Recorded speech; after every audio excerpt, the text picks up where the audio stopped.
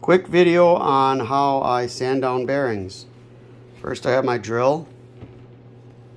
I try to use as fine of sandpaper as I can that's sticky, but once I switch to the super fine, like the 600 grit, 1000 grit, 2000 grit, I have to use this 3M double-sided sticky tape.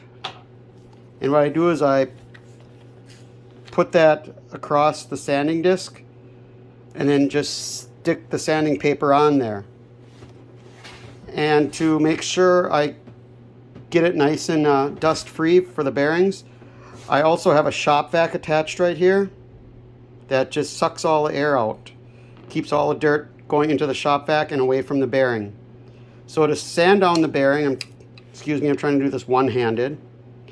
I've got an aluminum pole, a little hollow aluminum tube that just fits the bearing on there perfectly. I had to sand it down just a little bit for the bearing, but I want to keep it as parallel as possible to the bearing. So when I'm sanding, I've got the shop vac right there, and I just move it across, varying it around. And I like to put a little light source in the back, because if you see there's a shadow on the bearing across the pole and across the paper, so if I keep it like this and I keep the shadow perfectly level, I'm not overly screwing up the bearing by going too high or too low. And then I just cool it off and I check it in the bearing, see how it fits. If it doesn't fit right, I sand it down some more, keeping it as level as possible.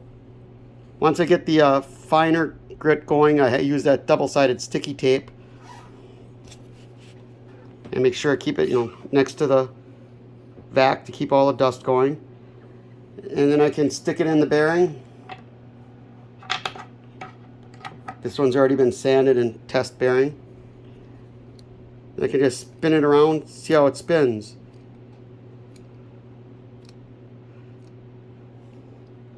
I like to make sure though before I put it in the bearing block that I cool it off with the vacuum to ambient temperature so that it's not too expanded or too contracted. And that's how you can get a pretty nice smooth bearing going. Just make sure you keep it parallel. You can tell by the shadow whether you're going parallel. And just go finer and finer grits and cool it off